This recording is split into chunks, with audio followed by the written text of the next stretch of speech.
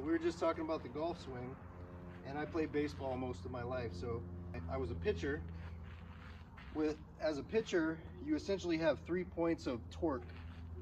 So you have your hip, you have your wrist or your elbow, and you have your wrist.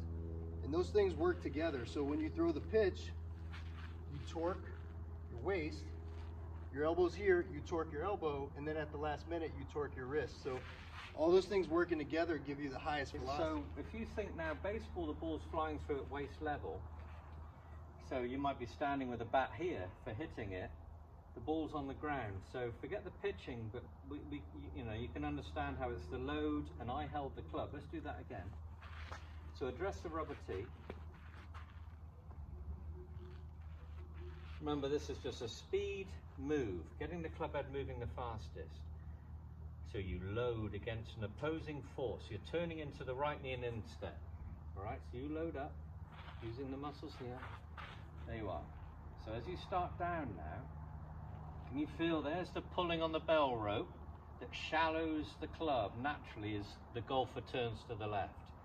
As you keep turning, you can see how the relationship with the release is rotational for squaring it up, trapping it, and getting that draw.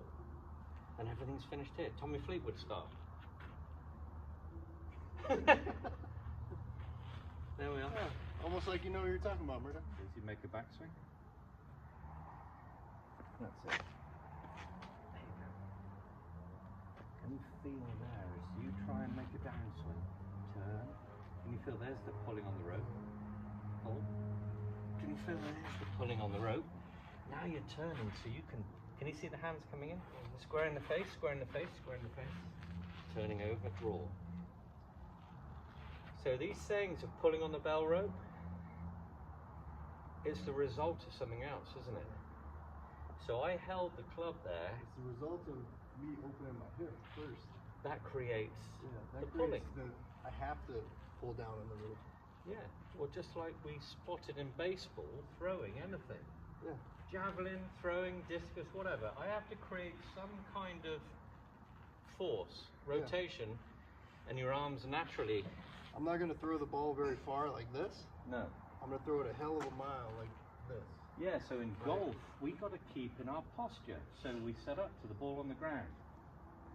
We understand and work around these ankles. Just be careful not to go too bent there. Otherwise, can you see how you'll be too vertical? So a little bit of tightness there isn't bad. Eyes on the tee. Think about your load in. Oh, sorry, yeah. Let's go back to neutral. We're going to do a backswing after 3. So you remember your low points. Eyes on the tee, load. There you go. Now you think clear. There's the pulling. Now it's like, fuck me, I want to hit it hard. Hit it hard, hit it hard, hit it. And there's the rotation to take you on through. So when you start practicing like this with no ball, you can not only feel the lag and holding the angles, the shallowing happens from rotation, the tucking in happens from rotation. So these observations, when people say, oh, I think of elbow to the side, it's like, well, it's an observation that you need to, but to fix it, you need to think of something else. And that's turning.